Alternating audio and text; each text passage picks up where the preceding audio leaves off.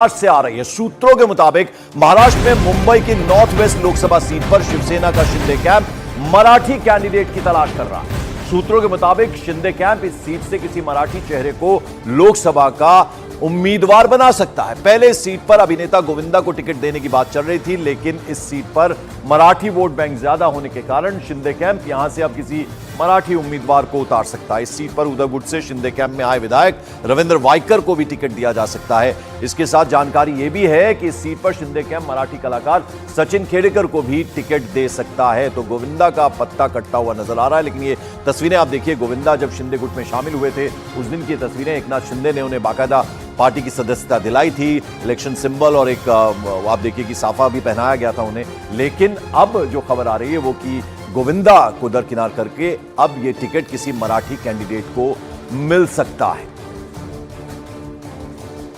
और आइए अब जरा आपको मुंबई नॉर्थ वेस्ट सीट का जो मैथमेटिक्स है, जो गणित है, वो समझा दें। तो वो किस तरह का है जरा हम आपको बता दें। 2019 में बीजेपी और शिवसेना ने महाराष्ट्र में मिलकर ये चुनाव लड़ा था और मुंबई नॉर्थ वेस्ट सीट से शिवसेना के गजानन कीर्तिकर कैंडिडेट थे। गजानन कीर्तिकर ने बहुत ज्यादा अंतर के साथ संजय निरुपम को शिकस्त दी थी, उन्हें हराया था। शिवसेना में टूट के बाद गजानन कीर्तिकर शिंदे कैंप के साथ आ गए, लेकिन गजानन के बेटे अमोल ने उद्धव सेना का साथ नहीं छोड़ा। 2024 में उद्धव गुट ने अमोल कीर्तिकर को यहां से कैंडिडेट बनाया है। महायुति इस सीट पर बड़े मराठी चेहरे की तलाश कर रही है। लेकिन अब जो खबर आ रही है वो ये कि शिंदे गुट जो है वो भी किसी मराठी को कैंडिडेट बनाएगा। विवेक गुप्ता मेरे सहयोगी हमारे साथ जुड़ रहे हैं।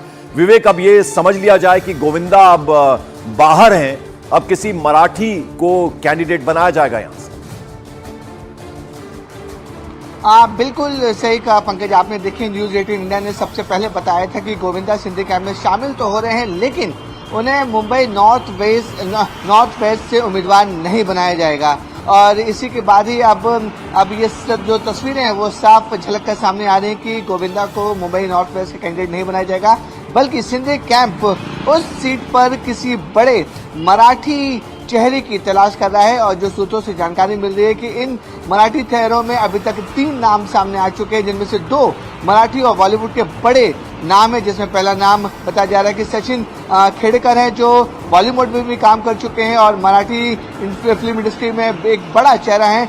दूसरा नाम है शरद फोंसके, ये भी मराठी फिल्म के बड़े अभिनेता हैं। और तीसरा नाम जो है वो रविंद्र वाइकर का है। रविंद्र वाइकर कुछ दिन पहले ही उद्धव गुट से छोड़कर वो शिंदे कैंप में शामिल हुए हैं। ये 3 नामों की चर्चा है। इन 3 नामों में से एक जो है वो नॉर्थ वेस्ट उम्मीदवार खड़ा हो सकता है शिंदे कैंप की तरफ। बिल्कुल, तो अब देखने वाली बात होगी गोविंदा ऐसे में क्या करेंगे, क्योंकि एक वक्त था जब कांग्रेस में वो शामिल हुए थे। हैवीवेट राम नाईक को उस वक्त उन्होंने हराया था और एमपी बने थे।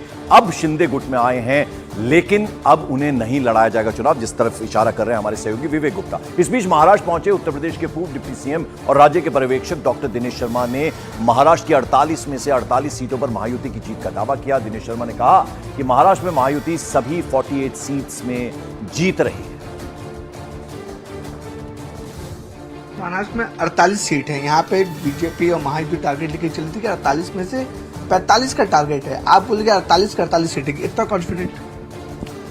पहले देखा, जो चुनाव के पहले की बात थी, जैसे जैसे मोदी जी का नाम आ रहा है तेजी के साथ में, दल टूट रहे हैं। लोगों के जो विपरीत दिल की भावनाएं थी वो टूट रही हैं और ये पूरा महाराष्ट्र जैसे मोदी में हो चुका है। महाराष्ट्र में ना ठाकरे फैक्टर्स हमेशा मैटर करता है। 2019 में आप लोग उद्धव ठाकरे और बीजेपी साथ लड़ी थी, अनफॉर्चुनेटली उनमें दरारें आ गई। 2024 में एक बार फिर से एनडीए कोशिश कर रही है या बीजेपी कोशिश कर रही है कि ठाकरे परिवार से भी आपके साथ आए। अगर वो आते हैं तो कितना पावरफुल आप लोग के लिए होता है और क्या चांसेस हैं राज ठाकरे को लेकर? आप ठाकरे फैक्टर जो कह रहे हैं, श्रद्धेय बाला साहब ठाकरे जी का जो फैक्टर था वो क्या था? उनका फैक्टर था, उनका आइडियोलॉजी थी कि कांग्रेस इस देश का, कांग्रेस से बड़ी नकारा पार्टी कोई नहीं है। उनका स्टैंड क्या था? इस कांग्रेस ने देश को बर्बाद किया है और बदला भी ऐसा लेगी कि 48 की 48 सीटों पर इस विपक्ष के लिए नो वैकेंसी का बोर्ड जनता ने लगा दिया है। एनडीए अब हम एक भी सीट जनता नहीं छोड़ने वाली है। मुंबई से कैमरामैन राजेश सापे के साथ विवेक गुप्ता, न्यूज 18 इंडिया। विवेक गुप्ता हमारे साथ है। विवेक, का दिनेश शर्मा बहुत ही तजुर्बेकार नेता हैं, उत्तर प्रदेश से आते हैं। आपको नहीं लगता कि इस तरह के जो बयान हैं, बहुत ज्यादा हाई एक्सपेक्टेशंस हैं? 48 में से 48 सीटें जीत रही है महायुति। देखिए, यही सवाल मैंने दिनेश शर्मा जी से पूछा था कि इतना कॉन्फिडेंट क्यों है। वो दावा कर रहे हैं कि पहले जो सर्वे आ रहे थे, जो नंबर्स आ रहे थे, वो 48 में से 45 सीटों का दावा किया था कि 45 सीटें महाराष्ट्र में जीतेंगी। लेकिन अब जो उनका कॉन्फिडेंस बता रहा है कि 48 से 48 सीटें वो निकाल पाएंगे। लेकिन देखिए, 48 सीटें पूरी क्लीन स्वीप करना महायुति के लिए महाराष्ट्र में उतना भी आसान नहीं है पंकज। देखिए, यहाँ पे शरद पवार जो अपने आप में एक बड़ा फेस है, बड़े नेता हैं, उद्धव ठाकरे भी बड़े नेता हैं, तो उनको हराना और उनसे पूरी सीट लेना ये थोड़ा सा चैलेंजिंग जरूर लग रहा है। लेकिन बीजेपी के कैंडिडेट जो महायुति के जो लोग हैं वो बोल रहे हैं कि कम से कम महाराष्ट्र में 48 में से 44 से 45 सीटें तो जितनी हैं। चलिए, बहुत बहुत शुक्रिया इस तमाम जानकारी की। तो बड़ी बात यह है कि इस बार जो लोकसभा चुनाव है उसमें महाराष्ट्र का चुनाव सबसे ज्यादा इंटरेस्टिंग चुनाव देखने वाला होगा। इस बीच बड़ी खबर मॉर्निंग प्राइम में बिहार से आ रही है। बिहार की सारण लोकसभा सीट पर लालू प्रसाद यादव की बेटी रोहिणी आचार्य ने प्रचार अभियान की शुरुआत कर दी। न्यूज 18 इंडिया से खास बातचीत में रोहिणी आचार्य ने कहा कि उन्हें जनता का अच्छा रिस्पांस मिल रहा है। रोहिणी का दावा है कि उनके सामने कोई चैलेंज, कोई चुनौती नहीं है और जनता का आशीर्वाद उनके साथ है।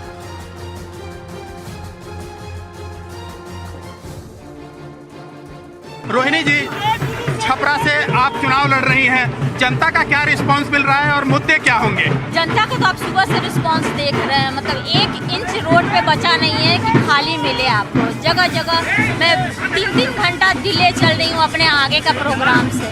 फिर तो जनता, सारण की जनता का प्यार है अपनी बेटी के लिए, जो गले लगाई है अपनी इस बेटी को, जिसके लिए विरोधी भी अपने भगवान से लड़ाई करने के, भगवान आपने मुझे रोहिणी जैसी बेटी क्यों नहीं दिया।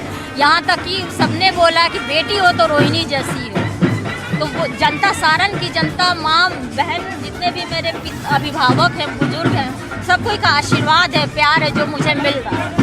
आप यहाँ से चुनाव लड़ रही हैं, दूसरी तरफ 400 पार की बात की जा रही है। आपके विरोध में यहाँ से जो सांसद है राजीव प्रताप रूढ़ी, वो चुनाव मैदान में है। रहने दीजिए ना, 400 पार या 4 सीट ला दे, वही बहुत बड़ी बात है। ये तो जनता ना डिसाइड करेगी, आप और हम, और चाहे वो बोलने वाले कौन होते हैं।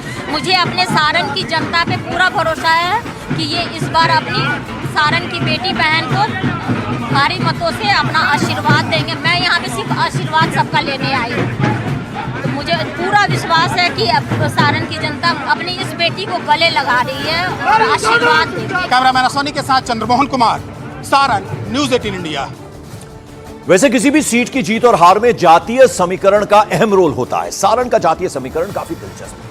जब सीट का जातीय समीकरण समझना अब ऐसे में जरूरी है कि सारण सीट के बारे में अगर बात करें तो यहाँ का जातीय समीकरण जो है वो कैसा है। यानी यहाँ यादव जो है 25% है, राजपूत की बात करें तो 23% है, वैश्य जो है 20% है, जबकि मुस्लिम जो मतदाता है वो 13% है और दलित कुल मिलाकर 12% है। तो ये पूरा लेखा जोखा जो है वो सारण सीट का है, यानी किस तरह से सारण सीट का जो समीकरण है, जातीय समीकरण है। सारण